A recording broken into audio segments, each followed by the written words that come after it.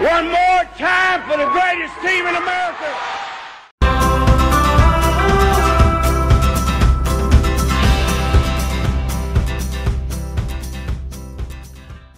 Hi folks, this is Alan Tyson for Lee Hill & Johnston Insurers. Well, to say things didn't go the way we had them planned last Saturday in Amherst would be the biggest understatement since Jim Lovell said, "Houston, we have a problem." Not only did the Minutemen dismantle our Birds by a score of 55-20 in a statistical nightmare, the loss was the proverbial straw that broke the camel's back, cutting short the career of Tyson Summers as the head of our beloved Georgia Southern football program. Coach Summers' tenure at the helm actually began with a bang, winning 3 straight games to open 2016 before dropping Game 4 to a very talented Western Michigan team on the road. But then it happened. The jinx in Jonesboro. In a game where the Red Wolves were 0-4, turned it over 5 times, and we had the lead 23-10 with less than 2 minutes to play in the third quarter, we somehow found a way to lose 27-26. That loss seemed to put our Birds into a tailspin that finally came to a head last week when we basically came unglued against a winless UMass team that has won only 11 times since joining the FBS in 2012. With the pressure on our administration too great to ignore, the decision to make a change at the top was made. I respect and support that decision, just as I respected and supported the decision to hire Coach Summers in December of 2015. Success in the coaching ranks is ultimately based on wins and losses.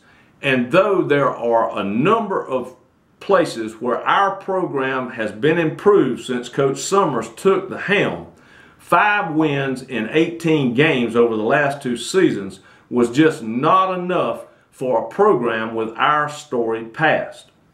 Eagle Nation, I think Tyson Summers is a good young football coach, though the results would show that he may not have been ready for the fray into which he was thrown.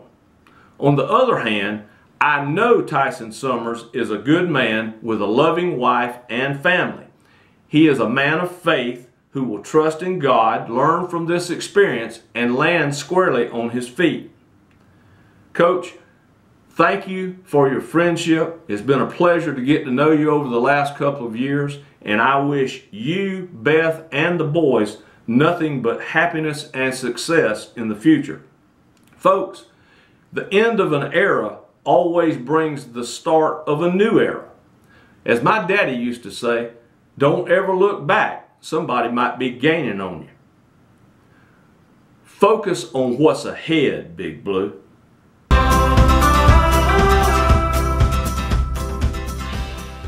As for today, the Chad Lunsford era begins as our Eagles, who have been on the road more than Jimmy Buffett over the last 2 years, are back in the Yellowhammer State for the 3rd time this season as they travel to Troy to take on, you guessed it, Troy. The Trojans are 5-2 so far in 2017, including a 24-21 win over then 22nd ranked LSU in Baton Rouge 3 weeks ago. They are somewhat suspect on offense, ranking 66th in the country in total yards while averaging just over 23 points per game. But on the other side of the ball, they are some kind of stingy, giving up just an average of 17.4 points per game while holding their opponents to 92 yards per contest on the ground.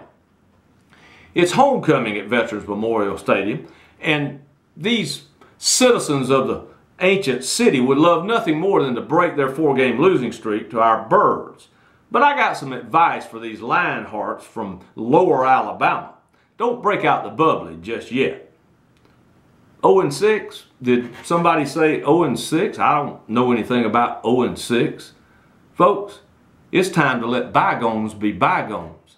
We are 0-0 under Coach Lunsford with a 6-game conference schedule left for us between now and early December. I look for our men in blue to come out higher than a Georgia pine as they invade Pike County with all systems on go. You can't win the rest of them till you win the first one. drub these Dardens from the heart of Dixie, Eagles.